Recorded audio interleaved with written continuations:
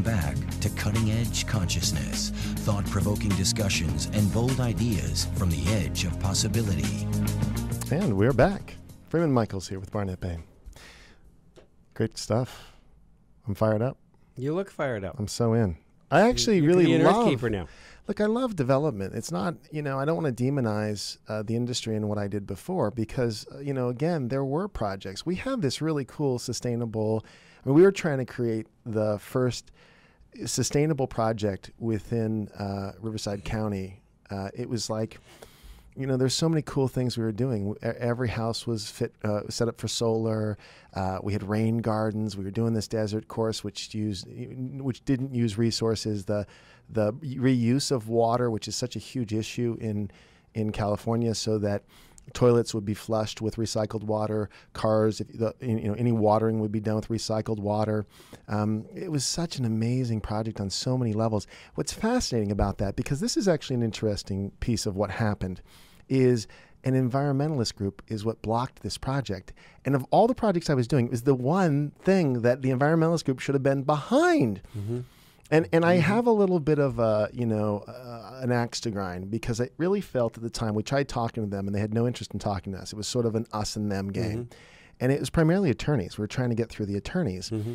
And someone pointed out to me that the attorneys were going to get paid because the developer always pays off, and the mm-hmm. attorneys get paid for all the billable hours they put into fighting the project. Mm-hmm. So getting to the actual people who filed the lawsuit that was blocking the project was very hard to do because the attorneys stepped in and we couldn't talk to them.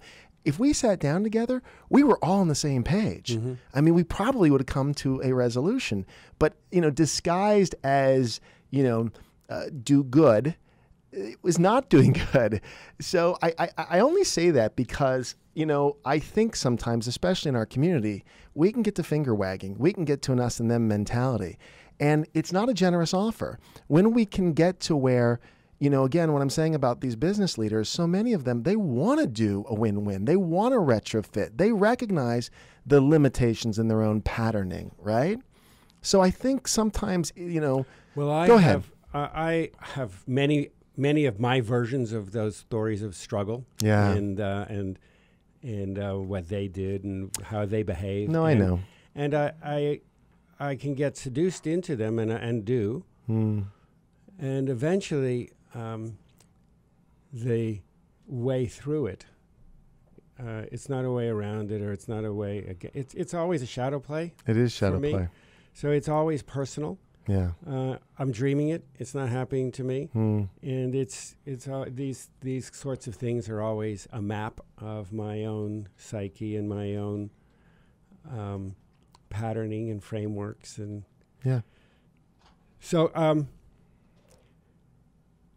it's an opportunity to look at what is right in me. Adam Hall is a wonderful mirror of unconflicted flow. He had a lot of reasons to justify his anger and his operating system, and until it fell out around his ears. So I am inspired by that, because I would like to lovingly disassemble some of my framework before it unravels. Yeah. And lovingly disassemble it and use it as a mirror for my own shadow work. That's and it. then not be in control of my life, but be in charge of it. One of the things that I admire in both your career as a builder and as just all of the various ways that you have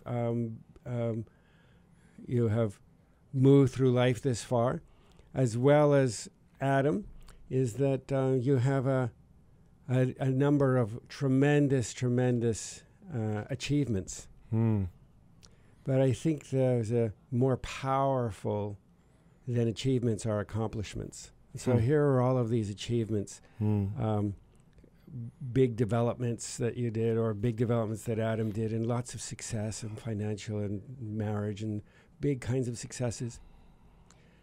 But the achievements become accomplishments when we allow ourselves to be changed by them. And so all of these things for both you and Adam, these are high accomplishments, because however it looks to the outside, you are not the same men that you were. That's right. On the shoulders of those achievements, however those achievements turned out.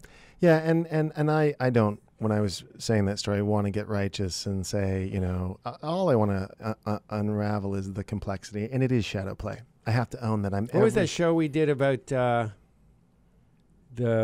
seals or the walruses? The coyotes, dingoes. the dingoes. Yeah. Yeah.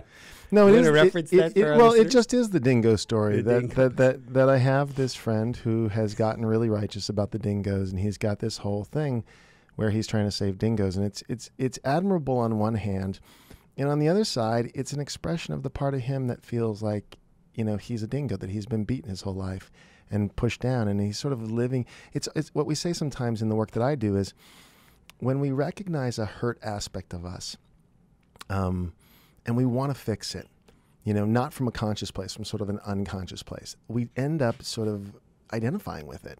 And then our whole life is about identifying with that wounded aspect, which is what that dingo fight is all about. He's still in the fight. You know, again, I want to personalize this because in my own life, all these little mini dramas that are replays of you know, kind of core dramas in my life, where if I can own it and go, yeah, I'm doing it again. Oh, yeah, I just moved it over there, you know? Because this consciousness work, and we've alluded to this earlier in the show, is that it isn't something you do. Like, I've awakened. Oh, great. I mean, it's a constant. There's a level of diligence in watching all of our little patterning pieces, you know, pop up again.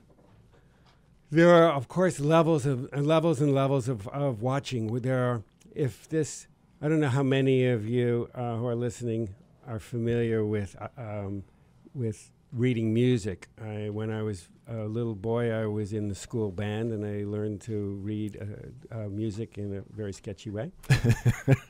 But you could play the same song over and over and over and become very, very adept at hitting the notes and doing all the fingerings. I was a brass player, and but until you change the key, you're not going to fundamentally change the music. And so we go through life getting really, really skilled and developing competencies, but we don't change the key. And unless you change the key, no, even if you scramble all the notes, you are going to top out on what you're able to achieve, and you will top out as a result on what you're able to accomplish. Yeah, and this is the idea of changing the program or changing even the context, right? So the reason for doing what we're doing, you know, it's interesting because it shifts. There was a time where personal development work for me was just trying to win in the small story way, like get the girl, get the money, buy the big house. And even if I was, you know, again, trying to be noble about what I was doing, it still was manipulating back to that small story of possibility. And look, it still is.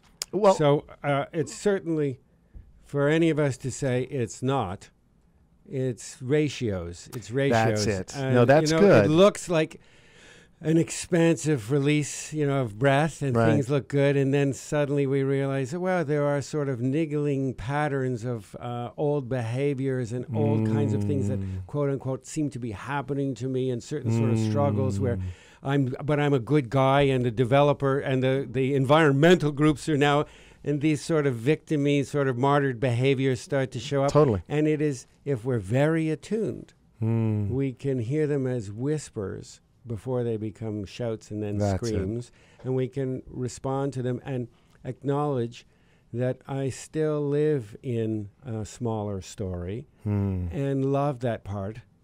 And if I love it, I don't have to be at war at it, and it doesn't have to show up. And it shifts the key that I'm playing the song in. I love it. And that may be the Great Awakening, as opposed to some other version where we hit some kind of euphoric state forever. Let me and hit ever. the notes harder and louder. Hey, we got to go. So Really? Come back again. Wow, that was We'll be quick. back to talk about it again, and we hope you're here Thank on you. Cutting Edge Consciousness.